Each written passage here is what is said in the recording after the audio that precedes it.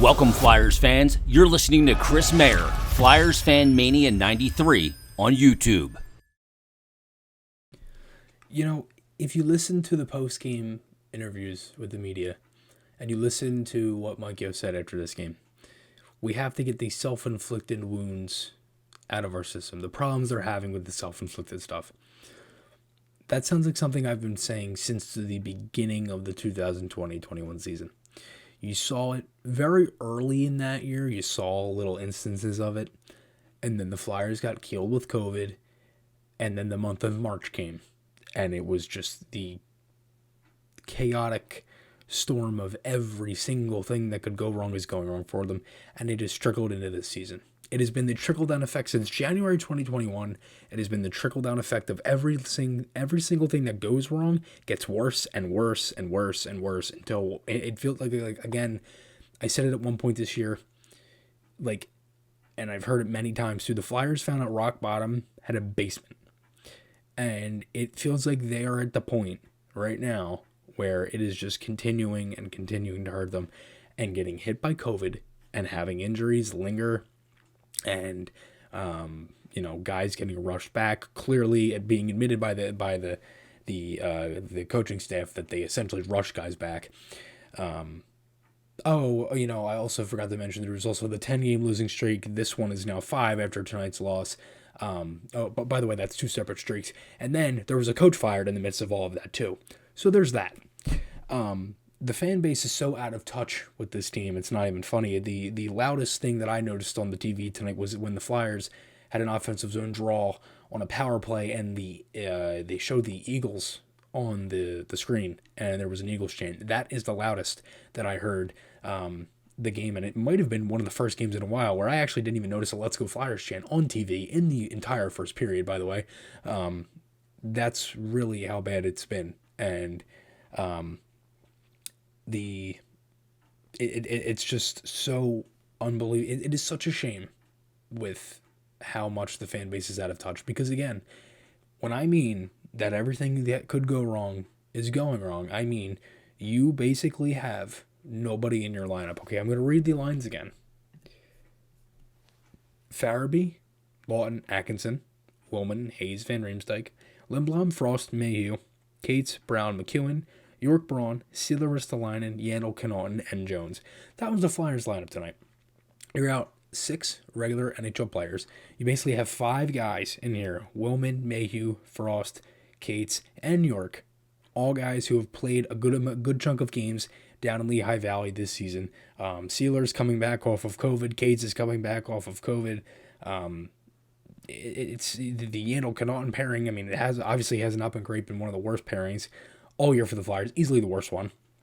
And Jones was literally the only reason that the Flyers, got a point out of this one, got it to overtime, and was basically scoreless through 40, because I didn't really like the Flyers' second period.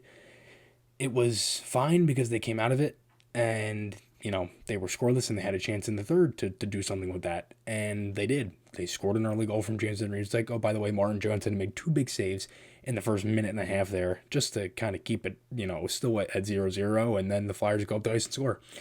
And it felt like the game would settle down, and it did. It settled down in the Sharks' favor. If Jones was still making saves, Flyers get a power play, they score 2-0. York gets his first NHL point. It's a shot, just deflects, weird bounce, ends up going in, and it's 2-0. And the Sharks come right back down, make it 2-1. Hurdle scores. That's his first. He would add another with around 5 minutes left, and it was just a scramble play. Nobody picked up the guy in front, and Hurdle just kind of had a little bit more time than I would have liked, and scores on the backhand. And then the overtime play was Atkinson kind of overcommitted. It was a weird bounce as well. Frost didn't get in there to win that puck battle, lost it off of the shot, and not the greatest play from York on that, but again, he's a rookie. That was his 5th NHL game, and Cam York should be up here for the rest of the year, 100%. 100%. With how good he's played in the handful of games, I know it's a sample size, but from how good he's played, there's absolutely no reason why he should be down in the AHL. I honestly, I don't believe that the whole thing of, we think he should have been more, been able to get more physical down in the AHL. I don't believe that. I think there was another reason, and that's just not because he hasn't shown that in the NHL. He's been pretty physical for his size. the other night against Anaheim, Sanheim gets walked by Troy Terry, and York, plays him off the puck and then plays him to the wall. Like it just doesn't add up to me. But out of all the negative things that this team has kind of done through, and again, I'm not going to sit here and scream. For one thing, it's almost midnight and my parents are asleep. That's one of the reasons why I'm not going to. Number two, I really don't want to have the energy to. I do have the energy to because I am pretty livid.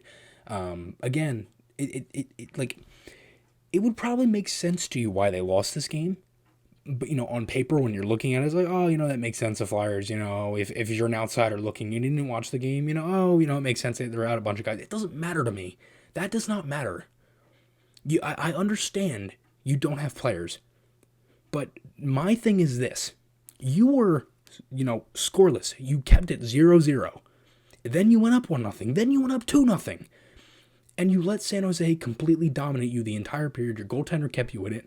And it is the same self-inflicted stuff that is absolutely killing them.